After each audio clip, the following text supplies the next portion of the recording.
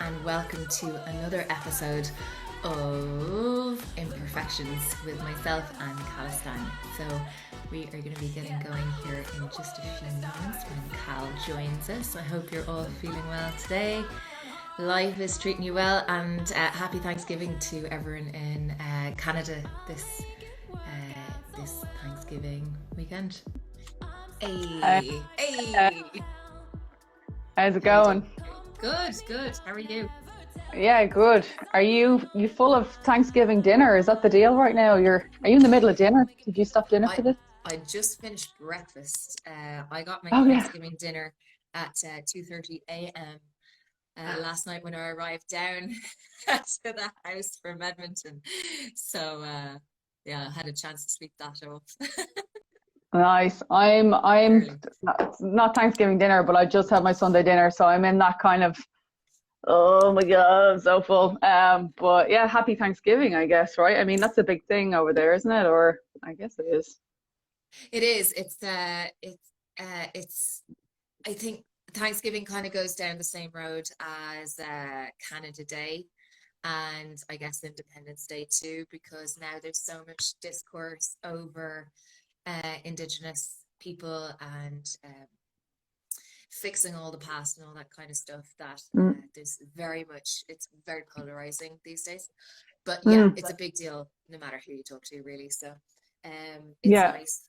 But we come from a kind of a smaller family over here.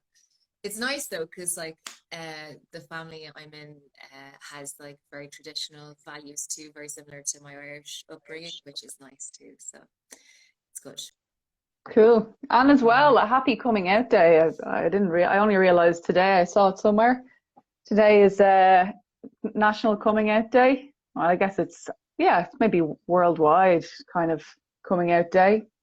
Is it? I didn't Um, know. yeah. So That's if you're gonna lovely. do it now, you know? It's now or never. Otherwise, Yeah. you're in the closet for Or no pressure. another year. Or no, yeah, Yeah. exactly. Yeah. Well, yeah, somebody actually did put up a very interesting post, a trans artist called Husk, and he was saying, actually, don't feel pressured either if you're not ready. So I think that's valid as well. So, but yeah, so Absolutely. yeah, So here we are, episode 2 of I know. Imperfections. Last week was really, really fun. I had a chance to touch base with a couple of people that were involved last week, and for many reasons, including Thanksgiving and lots of university homework and stuff like that. We're not going to be having the same people join us today, but it went down really well last weekend, I think. Yeah, I think it was cool. I think we got some very honest, truthful conversations going on, which I think was great. Mm. And just to kind of quickly recap of what we talked about, we kind of talked about body dysmorphia and gender dysphoria and just kind of how that made us feel, and that, kind of about maybe imperfections that we felt about ourselves. And I think we were like, it really, I think a lot of people listening really felt that too. And that was nice for us all to kind of have that conversation. So, Mhm. but yeah, it was lovely. And I think like you and I have had conversations in the meantime about kind of, um, the idea of imperfections and kind of where that comes from. And I think the idea of the idea of perfection, and how we kind of hold ourselves to this idea. And I think the idea of perfection is different for everybody.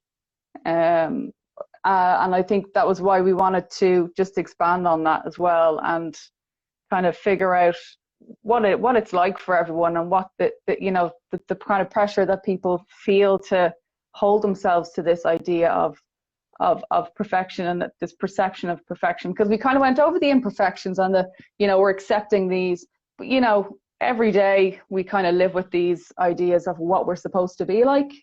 So I think we wanted to just have a chat about that and see how people felt. Yeah, and I mean, even since our chat yesterday, like I'll give you like a 12-hour update on my personal mental point of view on that whole thing. Like it would just, I was chatting to you and I was coming down to Calgary listening to my favorite podcast.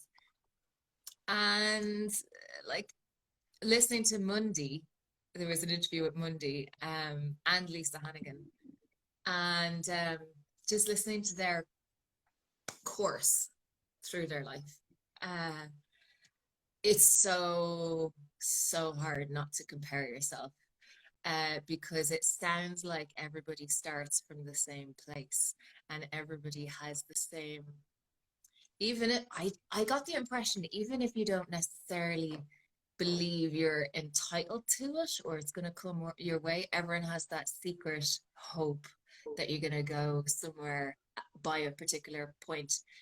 And I remember having that same feeling as a young musician in Dublin, and I kept playing the comparison game against myself and Shirley Manson. I would obsessively like double check what age she was when she joined Garbage and when they broke.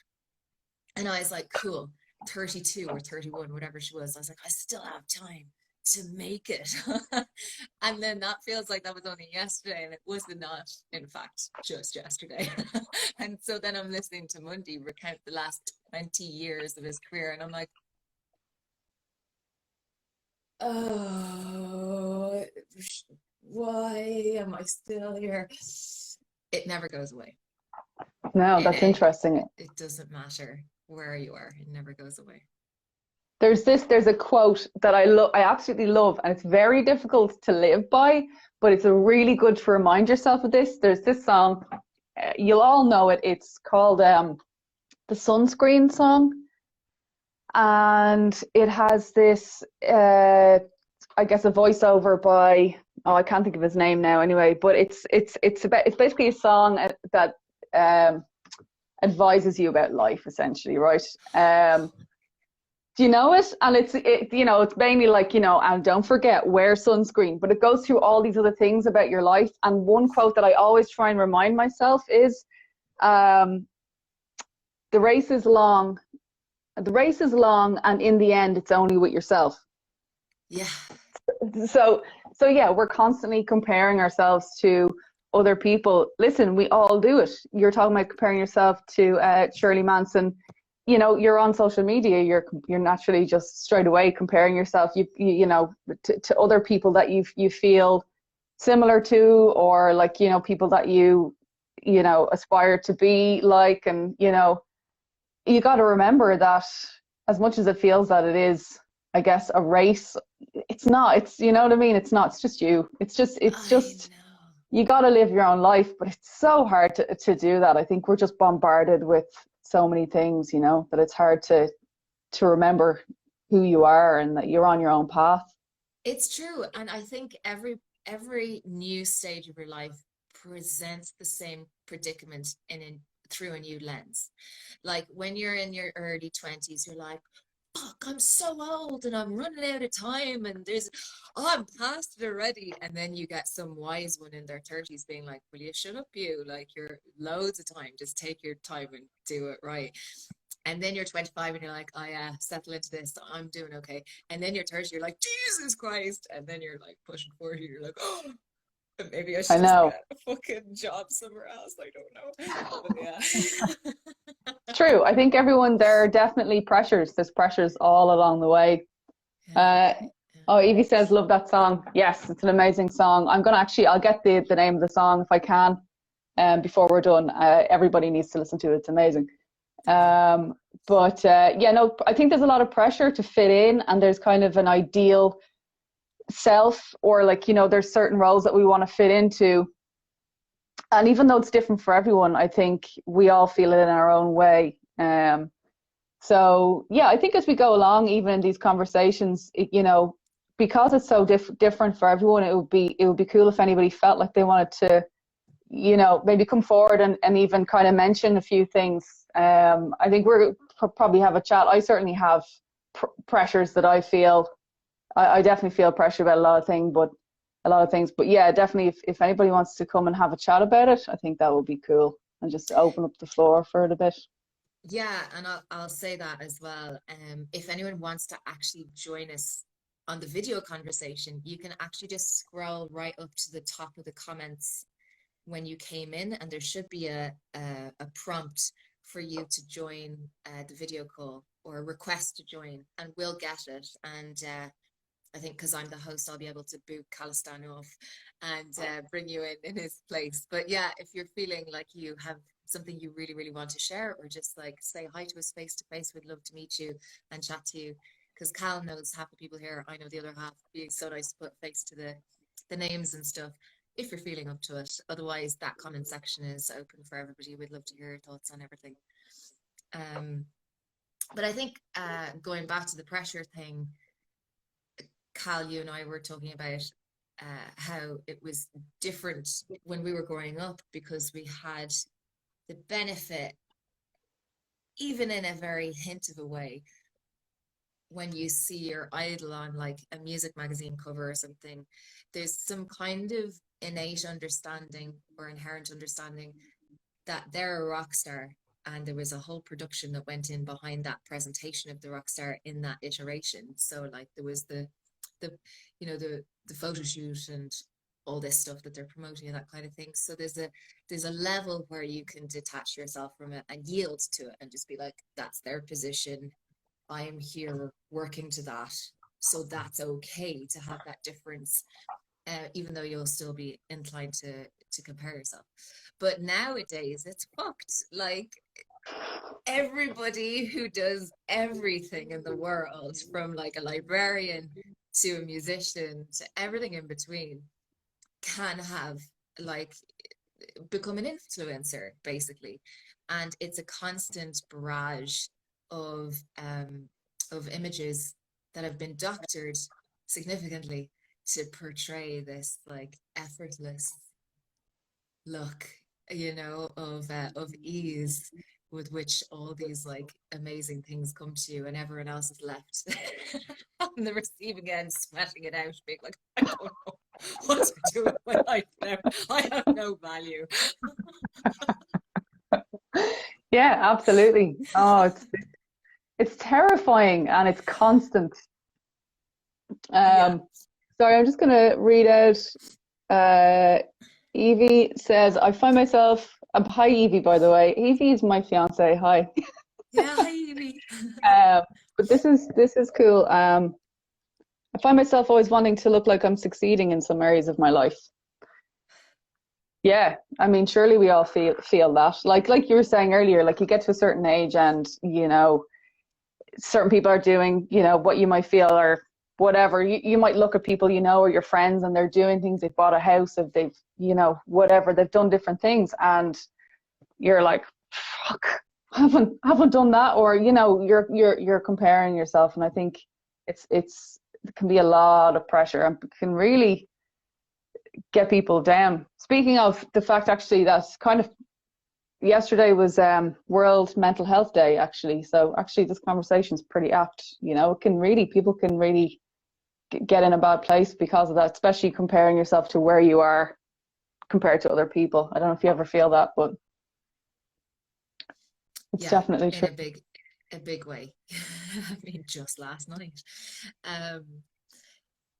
Yeah, and I think you know, I had a funny reaction to Mental Health Day when it first came into my sphere only a couple of years ago, because you know there was like I think it's BT over there, isn't it? It's Good to Talk, and then they have something similar over here, which is Bell Media. It's Good to Talk, or some same kind of jazz. And a lot of people were talking about past traumas and being very open about it on their social media. And I had done a very good job of like pushing a load of shit down from the first 8 years of living in as I'm like wringing my hands from living in Canada. And people started sharing experiences and things that they've been dealing with that I might have had in common that I wasn't ready to talk about yet. So I really didn't get on board with the mental health public thing because I wasn't there yet, you know. And I think that's really important too. Just because it's Mental Health Awareness Day doesn't mean that you have to be forthcoming in any of your stuff. It's just an opportunity for the rest of the world to say, we see you and we know it's a thing. So this is your public prompt that if you need the help, you can reach out to. There is stuff there. I think that's really important to remember. There's something to be said for visibility, for really just having that day there and having people. I saw a lot of people post just what you said, that people will listen, and you don't have to talk about it now, but there are there are support services there, that are your friends, your family, there are people there who will listen as well. So yeah, definitely. It's so important. It's so Irish. I think it's just so Irish to fucking repress that shit, isn't it? It's just, oh yeah, I'm grand. Oh yeah. We'll go to the pub. Yeah. We'll go to the pub, get absolutely fucking locked, and then we'll end up on the street crying about shit, and that's how we're gonna get those emotions out, Yeah. But I'll be the girl on the side of the path, like sitting on the road on the path, getting rid of all this shit in her purse, crying into her purse. Don't know what's I'll be wrong with me. I'll be the one barfing up a bag of chips beside it. I've hands. And then I think as well that the next day, the hangover day, is equally as important for the horrors. But the horrors, but also for expressing all of those feelings. So you can be quite emotional the day after, So that's how the Irish do it. I'd love to know how other people do that shit. Please, for the love of God, weigh in on this. We need an alternative. I've been purse girl many times. Oh man, there's got to be better. I think we are getting a little bit, these days we're getting a little bit more sensible about the whole thing, but we should really sit down and talk about this in a really, sober and well managed way. But I don't know, is it equally valid just to go out and get absolutely shit faced? Maybe, I don't know. You know what, I think it is, to a degree. I mean, you need to be able to put yourself in a position where you can offload that weight to get yourself to a place where you can laugh. But that's the danger, is that there's a very small footprint in there that you can stand on where you're only in that space. But that you don't know it, but it's a sliding slope and you're on it and it's gaining speed. That's the trouble. This is true. And before you know it, you put your fist through a window and you're like, oh, I was having a great time. So 10 minutes later.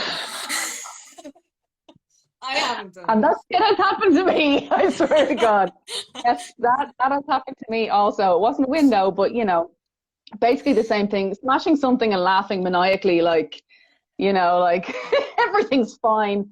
But it's funny though, because those are coping mechanisms for what you're feeling. Obviously, there's a lot of shit that people are feeling. They need some way of being able to let that out. And I think definitely for me in my younger years, in my late teens and early 20s, and probably all the way through my 20s, that's how I dealt with a lot of stuff, I think. And that's how I dealt with, not really telling anybody how I really felt, like saying I was trans, or all of these feelings that they were all inside. I couldn't get them out, but beers release tears. Yeah, I see that. That's so true. Cal, remember I used to cry every night out. Good times. Karen, yes, I do remember. You used to cry. You used to cry and we used to laugh. I think the first few times we took it very seriously, and then as it began to keep going, I have to admit that I was the asshole who laughed. But obviously, sorry, was she cried? Kind of, because actually, funny enough, going back, I think to my 20s, I feel like looking back, I was somewhat of an obnoxious asshole sometimes. I mean, I didn't know to tell you, but yes.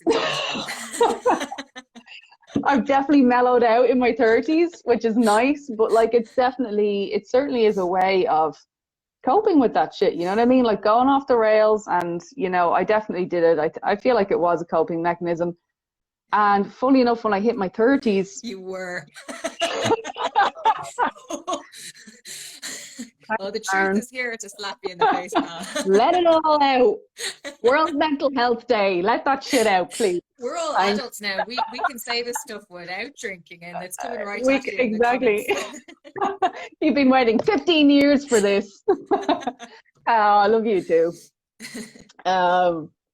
I definitely mellowed in my 30s. But I have to say, I I had to actually stop drinking for health reasons. I started getting reactions to it, like like face and throat swelling and stuff.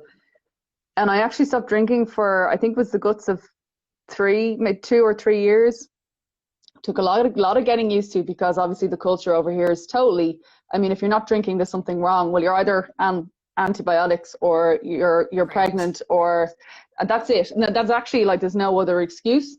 But I actually learned to really deal with, or be part, have a decent enough life, and still go out with my friends, and still be able to express myself without the booze. So that was a definite change for me as I got a little bit older, and I think it was a good change, to be honest. Now when I have a few drinks, yeah, maybe sometimes it's to let off steam, but it's all to do with, I think, kind of more around socializing.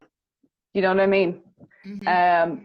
And just kind of having a bit of a laugh, and kind of being able to see friends you haven't seen in a while, if you can. Not during the apocalypse, of course, Yeah, but obviously, gotta keep generally. it COVID friendly. But yeah, I'd love to know from anyone in the comments, like, how have you guys, like, if you've moved on from your 20s, how have you changed your coping mechanisms? Like, what do you do now instead of just going on a bender? Or are you still there? Is that what does it for you? I'd love to know. Coping mechanism. Who is this saying this? Gask. 100% my coping mechanism. I had to give up drink this year due to non-alcohol related issues. And it was awful at first because I couldn't distract myself from stuff. I had to do the introspection. Yeah, basically Cal's point, relearning how to interact. Absolutely. And I'll say the same thing. Like, I went on, I think it was 6 months or a year, I wasn't drinking in Dublin, right in the middle of university. The worst time to do that shit. But it was great because it pushed me to, yeah, like, um build some new skills. But Jesus, did I ever get the hate on for Saturday and Friday nights in Whelan's, and no, Thursday nights for Phantasm were student night, and you couldn't get through the place. It was thronged without getting a beer poured down your back or front or both. um People are really obnoxious when they're drunk, especially student night. It's a mess. But yeah, it's and you know what, like, I'd highly recommend it for anybody, like, just to try to push themselves just for a challenge. Like, and I am sure that's where, like, dry January came from. But, don't just jump on the fad. See what it does when you push it beyond that 30 days, because you only really start seeing things change, like, 2, 3 months later, where you really have to, like, make sure you're standing by that behavior and find some new ways to interact and stuff like that. You remember pubs. Miss getting beer down my back. Oh yeah. Oh, I mean, remember pubs. it's hot stuff, like dancing. You need the beer down your back to cool you down. I've done that too. I don't drink as much as I used to. I have healthy and unhealthy coping. I've taken up breath work meditation, but I also tend to isolate myself without realizing. Sometimes I can so identify with that. I throw myself into work, and before I know it, it's been like weeks since I've talked to any of my friends. Yeah, I can Yeah, feel that. yeah. I feel well, funny enough, I get that too, and I think maybe when you're talking about work, I assume you're talking about kind of, writing and music, and I know you teach as well, don't you? Hmm. Um, but I mean, I think throwing yourself into work, I get that. I get that, the isolation of that, but also I think it's definitely helps when you're kind of working on something where you can express yourself through art, or um, even though it can sometimes, I'm sure it can be dangerous to a point if you're really over isolating. But I mean, I always feel better after writing a song, or doing something, that kind of helps me process a little bit as well. But Yeah, yeah, meditation's pretty cool. It's something that I've not really explored. Have you tried meditation at all?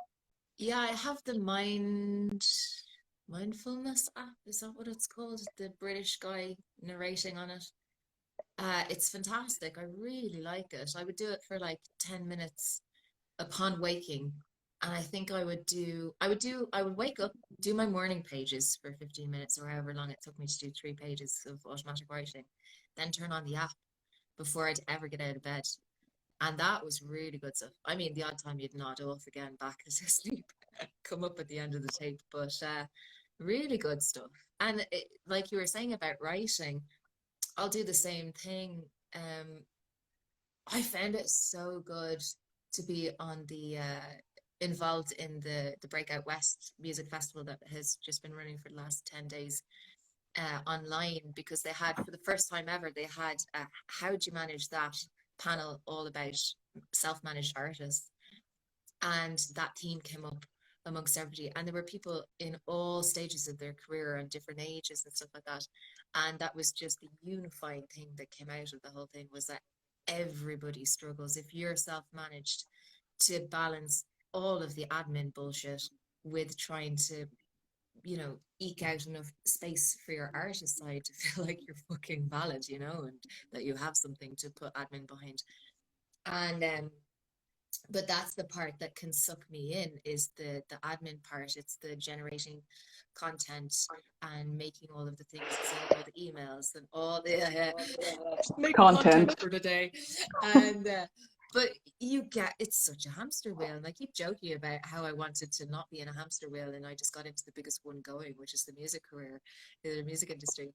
And you're right, Cal, like I feel really fulfilled and steadier in myself once I've written a song, because not only have I like exercised that part that needs to be exorcised, but also I've flexed those muscles. I feel validated as an artist and like validated as a human, because I've gone to do my day's job that day, you know.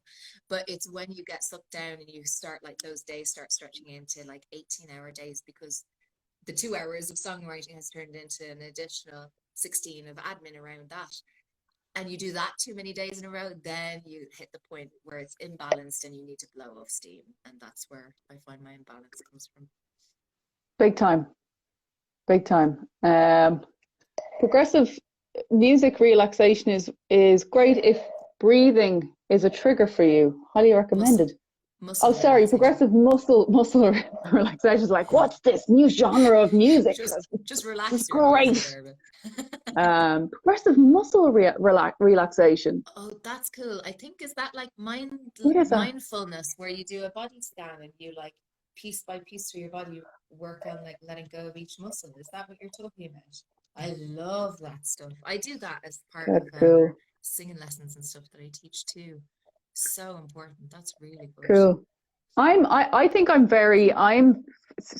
scared to I think I'm scared to, you know, meditate, or not even meditate, but rather, meditate, to listen to myself and to really find out what the hell's going on in there, because I think it's too dark, man.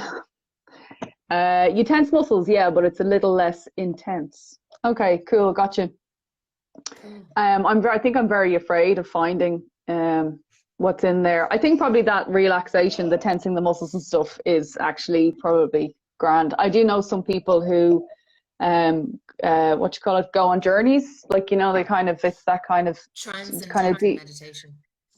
Right, and that scares the shite out of me, because I don't know if I want to know what's in there, you know. But there's definitely issues, and there's pressures that I feel every day, and, you know, I think we do all feel pressures to fit in a certain way. Personally, for me, not just now after having coming out as trans, but actually I felt this for most of my life, although it was kind of silently, was fitting into a certain I guess a gender role, or whatever. I guess it is a gender role. So, you know, that idea of being for now, like, a trans man. So, like, you know, what is a man, you know, and then you can kind of look at, I suppose, stereotypes of what it is to be a man, and you know, the kind of things that you do to actually, the pressure you put on yourself to be that idea of perfection, or whatever that ideal is. So for me, it is like carrying myself in the world and maybe passing as a man, and, you know, interactions with other people, like the idea that, say, men don't smile, they don't express that. So if you go into a shop and you smile at your friend, and you smile at the cashier or whatever, that I feel like if I do that sometimes, that they'll gender me as female more easily. Whereas if I go in and I'm more kind of more serious, I don't smile. I have sometimes been gendered as what I'd like to pass as. Sometimes people will, call me sir if they don't really like scrutinize my face. You know what I mean? If they're just it's in passing and I'm not smiling, and then I began to think to myself, like, I kind of began to get annoyed about the fact that, well, hang on a second, like that's not me. I'm friendly. I'll go in and smile and, hey, how's it going, and whatever, So why do I need to be like this in order to pass as a man? And it kind of got me thinking about, like, what is this idea of perfection, in terms of what it is to be a man? Well, why can't I bend the rules? Why can't we try and, make visible the idea of people just being more gender fluid if they feel that way? And I'm not saying that, people who don't feel that way have to be that way, but people who maybe do feel pressure, men who maybe feel pressure to act a certain way, women maybe feel pressure to act a certain way, or, both, men are expected to be a certain way, women are both expected to be a certain way. And then also having the room there for non-binary people as well. I'm sure that's got to be a journey for them too, where they're really not adhering to any binary. So where do they go with that? So I think there's a lot of pressure, and certainly that's something that I've felt pressured by, for sure. Yeah, absolutely. And I'll be the same as that. I mean, like, anyone who's ever met me has always had the opinion of a bit of I hate using the word rebel. Like, I'm not a rebel, but like I will go against the grain. I'll go off my own type thing. And I feel the same way. Like, I had this crazy obsession with being an amazing single parent in my early 20s. Like, I was like, I'm gonna have kids early, so I'm not like old and decrepit, and I'm like this active hip mother. But I'm gonna do it fucking alone because I'm better by myself. And I had this really like intense feminist point of view of being a parent, and then any of those potential partner trains I hopped on were a total train wreck, so it never happened. And in the process of that, I became more mindful and aware of the state of our planet and all this. So then it just morphed into, well, why do I need to? Like, what am I actually contributing to the planet by adding another human to this mess? and so I came around to that level of thinking. And then the more I thought of that, I was like, well, you look around and you're like, why am I being the one getting the pressure to go and procreate? Like, there is the pressure towards men as well to be like, continue on the name now, continue on the bloodline. But women are just like, fucking open your legs and be a mother. And, and I really hate that. The more you tell me to do something, the less I want to do it. And I'm the same. Yeah. Oh, I won't do it. There's no way I'm doing it now. No way. No. And you know what? I attribute not being a smoker to that exact fucking streak in me, because like all my friends when they're 16, they're like, have a smoke. I'm like, absolutely not. If you're telling me to, I will not do it. So it stood to me, but and then it's funny because I've had a little bit of this, but I've been really taken aback by information coming back at me by other women saying how much pushback they experience from other women, other mothers, because they take it as an affront to their lifestyle choice that someone else is choosing to go against the grain and perhaps suggest they haven't made the right decision with their lives. That's the impression that you get, and like, it shouldn't be like that. Everyone, regardless of the gender you're identifying as, or the role you choose to identify within your gender, should not be up for debate with anybody. It should just be a level of tolerance we can all aspire to, where people are just free to do whatever. Like, if you're not hurting anybody, like, what's the big deal? Yeah. So yeah, agreed. But I think Maggie's Planet says just be yourself. Yes. And I think that's absolutely should be yourself. But I think we still put pressures on ourselves to be this ideal or to fit into certain roles. And again, if you feel like there's anything that you want to contribute to this conversation, please do. If you feel like there's any pressure from different parts of your life, like obviously we're talking about quite specific things and it is different for everyone. So and if you do want to pop into the conversation, you can request it. Liz, you just scroll to the top of the conversation, is it? And you can request screen time, I think. But for sure, I think it's tough for everyone. I think you have to remind yourself to be yourself. Absolutely, and you kind of have to. And I really admire people who put themselves out there, and are unapologetic about it. There's a band actually that I wanted to kind of quickly talk about, because I feel like they are actually putting themselves out there like that. And I had the pleasure of working with them in Dublin. They played a couple of shows and I was working with them on the shows, and I'd never heard them before, to be honest. They're from Australia. They're called Cub Sport, and they played the shows and I was just blown away. Like, you got to see their live show. You got to at least look them up online. But the idea is, and as time goes on, I follow them on Insta, and as time goes on, I see this beautiful gender fluidity coming from the lead singer.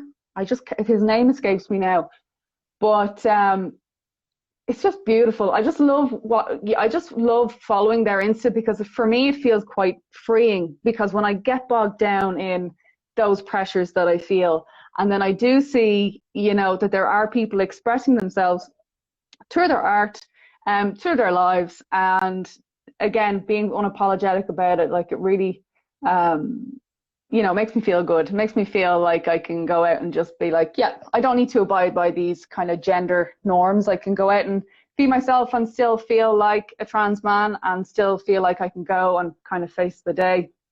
But there was one song I wanted to tell you about.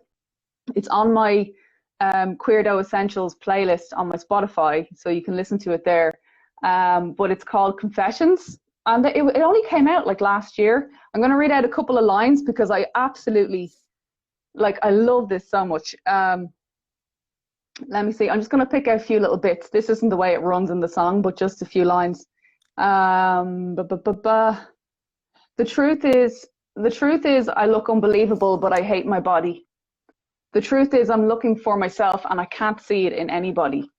The truth is, I feel less okay than I thought I was. And the truth is, I've fallen into another trap of who I think I'm meant to be.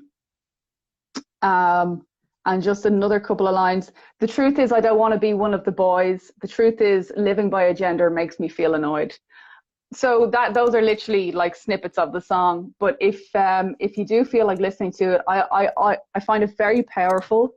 And if I ever need to just feel that little bit of confidence in myself sometimes, and feel like I can really kind of take on the world and not feel that pressure so much, I listen to that song. So that's definitely Cub Sport. You should check them out. Yeah, and I have to say the same thing for myself. Like, that's, I think, why I identified so much with Garbage, Shirley Manson, and St. Vincent, because they're so unapologetically themselves and against the grain. Shirley Manson, I remember hearing all kinds of outrageous interviews with her back in the 90s, early 2000s. And I didn't really see that that behavior again until I found St. Vincent, and she does it in such a different way.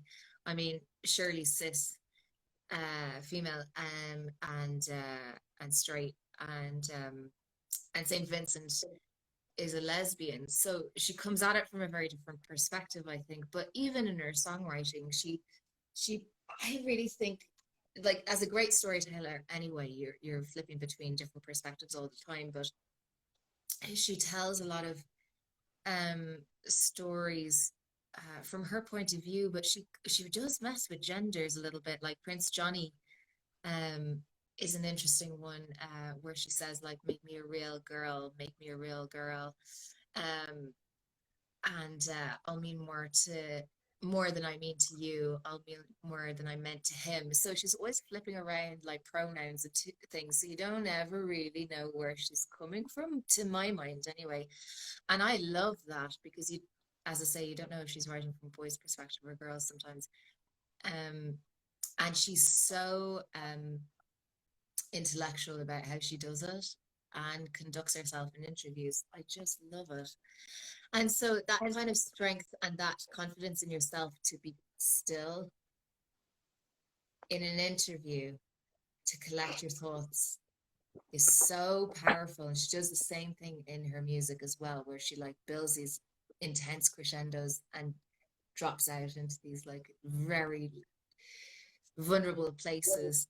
I think it's really refreshing to allow yourself go on those journeys, to feel like it's okay to be there, you know, where you may not know where you stand on a subject, but it's okay to not know while you work it out, you know. I think it's really great. I love her for that.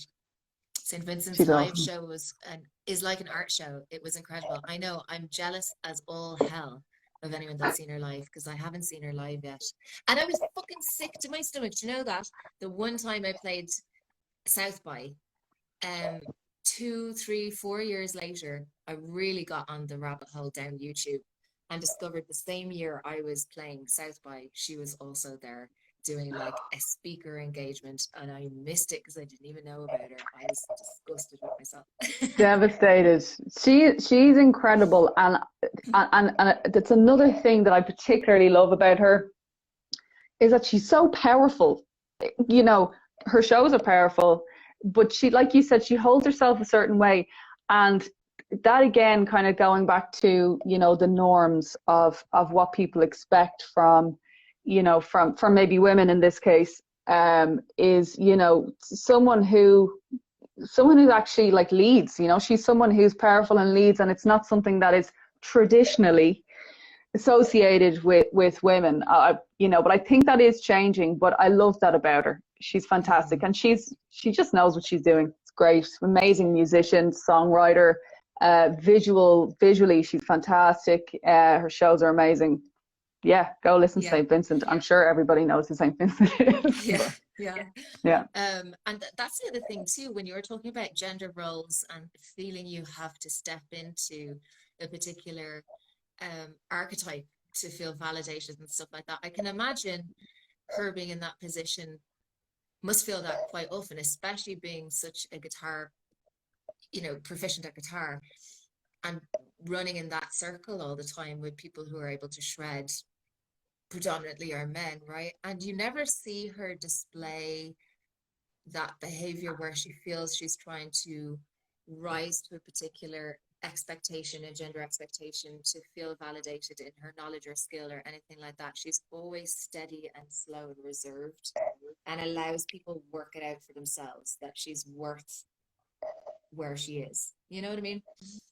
Yes, and I love it. I love it too. I like, that's the thing. St. Vincent Cub Sport, it's all about visibility as far as I'm concerned. The more people come forward and kind of challenge the norms, and the more that we talk about it, like, you know, as far as I'm concerned, these conversations that we're having with everybody, and everyone's, you know, having the chats back, that's how things become visible in our lives, and how we can begin to change things, you know. So yeah, it's a good thing. It's a I great love thing. it. And it's so refreshing as well to see people show up in our feed like this, that share the same point of view. And I mean, obviously, like, you know, social media can be just an echo chamber, right? But it's so comforting when people are brave enough just to confide and share their points of view, you know, because like, we're totally fine with also being wrong or challenged in our points of view, or shown a different perspective. We love that. So Totally. yeah, As well, my thanks having to you said guys. that, I think, yeah, absolutely. I think like you said, it can be an echo chamber, but I think it's also still very important to find your chosen family, or find your tribe, or find the people that you feel comfortable with having these conversations. Because, you know, some of the stuff that we are talking about, it's not easy to just put yourself out there, and people have been, which is amazing. So yeah, thank you guys. Yeah, it's been wicked. And if anyone wants to Yeah. jump in, you're more than welcome. Just scroll to the top of the comments. There's a request to join. And yeah, we'd love to chat to you. But I'm still curious though, if you guys have any particular other coping mechanisms. We were talking about mindfulness and meditation and breathing techniques and all that kind of stuff. Feel free to drop them in the comments, because you're not just helping us. Like I'm sure someone in the comments would love to hear about different ways that they can employ. I think having a community helps you to own where you are. Definitely right. Yes.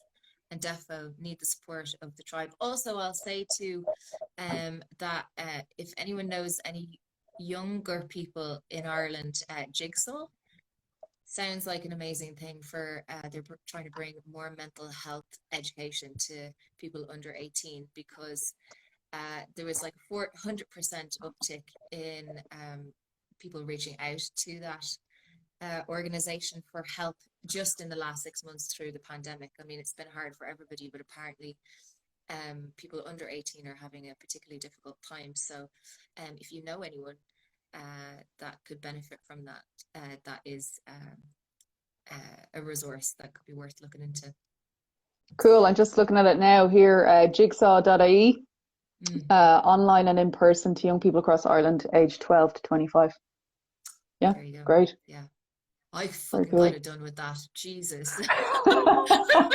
Instead, we went to Fibbers. Yeah, we went to Fibbers instead. Totally. It's the DIY approach.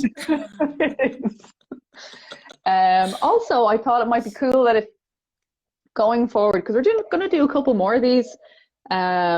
Again, don't want to do overkill. I think it's lovely to still have these conversations. So if anybody has any suggestions, you know, over the next week, please do get in touch with either myself or 0Stella, and we're happy to steer the conversation. You know, whatever way you guys feel like you might like to go. Because I know we do waffle here, but also we're really interested to hear what everyone has to say as well. I know someone doing a fundraiser for them at the moment. I guess that's for Jigsaw. Cool. Yeah. That's wicked. Well, if you want to, if you know anyone, if you know the person doing it, if you can get access to their posters or anything like that, feel free to share it over to Callistan and myself. We'd love to share that around. That would be wicked. 100%. Cool. Yeah. Yeah. So there you have it. Yeah. We chatted about a lot of stuff today, holy. We did. Once we get waffling, we just it's great though, because I feel great after these chats. I really do. And I guess I'm always a little bit nervous coming on, because you know, you're sharing, you know, it's not always easy, but I always feel great after this, so it's cool. I'm glad we did this. It's true. And you know what, like, I mean, again, talking about the evolution of the music industry and how, especially over the last 6 months, musicians have had to just turn into content generators. And I hear all these like success stories of people on Twitch who just go on and be on there for 3 hours showing people how they build their vinyl collection that they're going to spin in a DJ session and stuff like that. And people are there was another guy that sat on Twitch there for a few hours changing his guitar strings and showing all this like background information on all that kind of stuff. And like you were saying, how much you enjoy these conversations and stuff, and it is so feels like the shit you talk about in cars on tour, when you're just like, you get into this stuff, and it's so nice that we get to still get that for ourselves, and I wouldn't swap it for the world. But also I think it's interesting just to like open that window to everybody else, and just give a little insight into kind of the mayhem, manic. The only thing missing is CDs, like, you know, it's like going through all the different CDs in the car. I mean CDs, by the way, when I say CDs. Yes, I'm talking old school CD wallets, like, you know. Yeah. That was always a good buzz. But whatever, playlists is fine too. Yeah. That's the only thing that's... It's true, and we're a lot roomier. We should be having these conversations like this in future, like on top of an app with jackets. Oh man, you'll never let us forget about that, will you? No. I think you pretty much went around the whole of Ireland on an amp in the car, I think.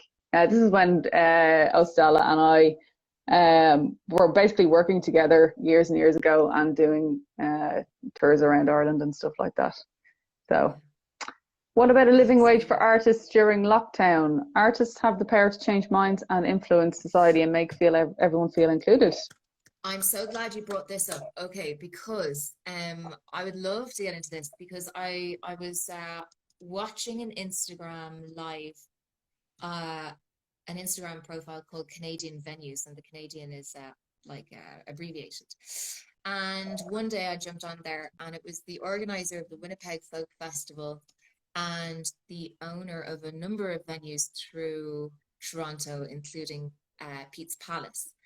And they were talking amongst themselves about how they were faring through all of this and the state of the music industry and where it's going. And the owner of Pete's actually said how heartwarming it was that this was the first time in his, 30 years in the industry, that he experienced every promoter and bar owner in the city of Toronto, they actually got together for a pint to sit down and be like, no, how are you doing?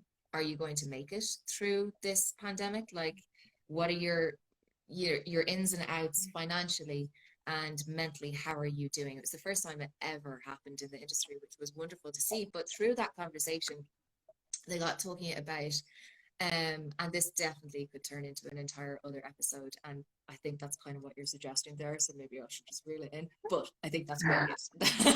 That's a wicked thing to talk about, because there are a couple of countries in Europe that actually offer that, like a dole for professional musicians. Basically, it's understood in countries, and I think it happens in the UK, if not a few other mainland Europe countries, where it's understood that your main revenue is earned when you're out on tour, and that sitting down to write the next body of work that has to then be marketed through touring doesn't earn you any money. So you are actually entitled to apply for a musician's dole while you're sitting at home writing your next record. And I think that is an exceptional topic to talk about, the musician's value within our world and our industry going forward. I think that's excellent. So that's absolutely. Your earnings are technically seasonal.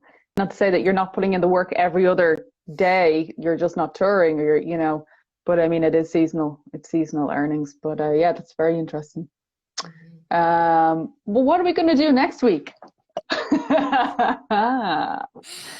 Should we give anything away? We may have a couple of pints and get the chat going again. Should we all just get on here and just have a few pints together, just for the schneer? Can we actually? Play can we just tunes? Yeah, can we do that? And we'll just do rapid fire round. Anyone that's in the comments, because I also hold the power to just invite you to chat too. So you don't have to necessarily just ask me to join in. I can do like Russian roulette, scroll through the comments and just invite you in on the chat. So let me know in the comments. Let us know if you're into that idea. We'll just have some pints. I'm all for day drinking. It's 1 in the afternoon, my time over I just here. realised it's like 1 o'clock over there. But sure, look, it's for art, Empty your purses together. Let's do it. I love that idea. Perfect. Yes. Perfect. I'll buy a purse just to have one here. And it's no longer the old Imperfections. It's empty your purse hour. Hi, Jesus, I'll have to brush my hair. No, you won't. You see, this is the whole thing. Just be yourself, and we're all gonna have a chat about that shit and play some music. I think we should try and do a bit more music. I'd love to hear from people, you know, maybe we put a shout out during the week about A, like what we would like to talk about, and B, like music, what music gets you through, what inspires you, all of that kind of stuff. Yeah, maybe we'll do something like that next week. What do you reckon? Yeah, we'd love that. Why don't we, yeah, we'll set it up maybe as just like listening party with pints and then Russian roulette scroll as well. So you guys get your suggestions of your favorite artists that you think we should be listening to throughout the week. Drop us a DM and we will do our research. We will put a playlist together and we'll just party out to it. Cool. Should we make it a Saturday thing maybe then? Like make it a weekend Saturday night, like get together kind of. Sorry, I keep calling it Saturday night. I know it's like one in the day for you. I'm just ignoring that fact. That's fine. I do too. Cool. Okay, we're getting thumbs up all around here, so that's cool. Yeah. Okay. Let's figure that one out. But yeah. And also let us know if Saturday works better for you too, because I know we've kind of like done a standing thing now, so I'm nervous to change out of that. I'm a bit. Maybe we won't change it. We'll see what feedback we get on it, and kind of see what suits people. That sounds great. Sundays would kill me. Love that, the listening party with pints and spot contributions. Yeah, great. Yeah, it's true. Yeah, let's figure it out. That's exciting. Cool. Yeah. Wicked. All right. Gladly. Well, thanks as always, guys, for your contributions and for dropping things in the chats. It's so fun seeing you join us. Saturday would be great. It's looking like it's going to turn into a Saturday, and I'm actually meant to be going down and playing a weed festival next Saturday, so that'll get me nicely primed. Thank you very much. That's a great suggestion. Nice. Oh, Canada. Nice. That's what I get for being a zero waste artist. All the hippies. Right, yeah, perfect. That's great. Okay. Cool, yeah. Thanks everybody. Thanks guys, great chats. Thank you everyone. This has just been awesome. So next week. Pints at your place. Hey. Right. See you then. Okay, see you guys. Thanks very much. Bye. Happy Thanksgiving. Yeah.